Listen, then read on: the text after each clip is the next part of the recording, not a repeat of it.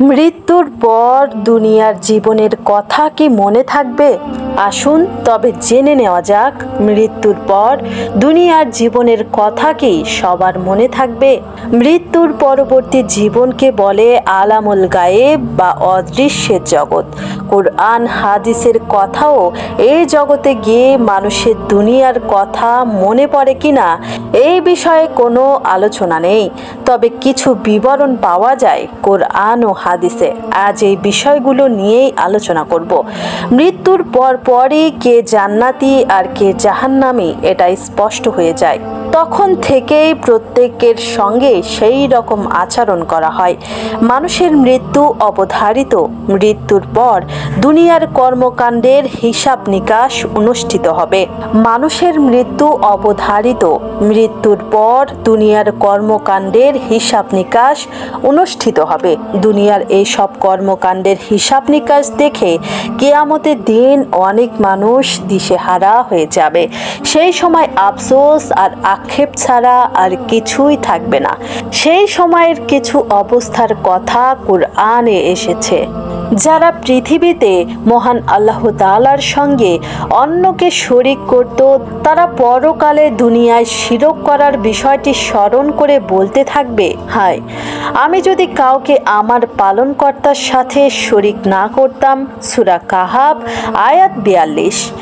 আহলুস সুন্নাহ ও ওয়াল জামাতের বিশ্বাস হলো মৃত্যুর পর সবাই মুনকার নাকিরের প্রশ্নের মুখোমুখি হবে, বারজাখের শাস্তি ও সুভোগ করবে। তাকে দাফন করা হোক বা না হোক, এমনকি তার দেহ যদি ছিন্ন ভিন্ন হয়ে যায়, হিংস্র প্রাণী তাকে খেয়ে ফেলে, সে পুড়ে ভস্ম হয়ে যায়, তাকে চূর্ণ বিচূর্ণ করা হয় অথবা ছাই বানিয়ে তার দেহাবশেষ বাতাসে উড়িয়ে দেয় বা সমুদ্রে ডুবে যায়। যেমন নূহ আলাইহিস সালামের সম্প্রদায় সম্পর্কে বলা হয়েছে, তাদের অপরাধের জন্য তাদের নিমজ্জিত করা হয়েছিল এবং তাদের দাখিল করা হয়েছিল আগুনে। এরপর তারা কাউকে আল্লাহর মোকাবেলায় পায়নি সাহায্যকারী। সূরা নূহ আয়াত 25। আলেমে বারজাখে মুমিন ব্যক্তি জান্নাতের সুখ শান্তি উপভোগ করবে এবং প্রশান্তি চিত্তে ঘুমিয়ে থাকবে। হাদিসে এসেছে, মুমিনের উত্তরে সন্তুষ্ট হয়ে মুনকার নাকির বলবে, আমরা জানতাম তুমি এই কথাই বলবে। তারপর সেই ব্যক্তির কবর দৈর্ঘ্য প্রস্থে ৭০ গজ করে প্রশস্ত করা হবে এবং তার জন্য এখানে আলোর ব্যবস্থা করা হবে।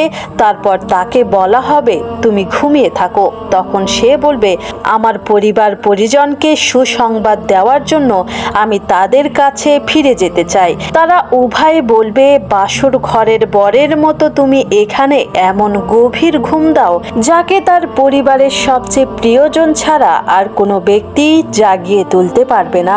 সুনানে তিরমিজি আয়াত 1771।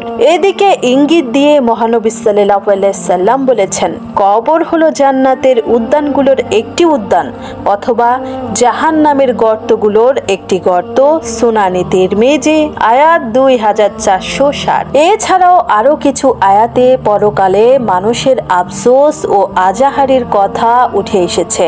যার আমলনামা তার বাম হাতে দেওয়া হবে, সে বলবে, হায়, আমায় যদি আমার আমলনামা না দেওয়া হতো, আমি যদি না জানতাম আমার হিসাব, হায়, আমার মৃত্যুই যদি শেষ হতো। সূরা হাক্কা আয়াত 25-27। তারা আরো বলবে, হে আমার পালনকর্তা, আমরা আমাদের নেতা ও বড়দের কথা মেনেছিলাম, অতঃপর তারা আমাদের পথভ্রষ্ট করেছিল। হে আমাদের পালনকর্তা, আপনি তাদের দ্বিগুণ শাস্তি দিন এবং তাদের মহা অধিশপ্ত করুন। সূরা আহজাব আয়াত 67-68। এই আয়াতগুলোর মাধ্যমে বোঝা যায় তাদের আফসোস হবে দুনিয়াতে থাকার সময়গুলো নিয়ে। তাই তাদের অবশ্যই মনে রাখতে হবে এই জীবনের কথা।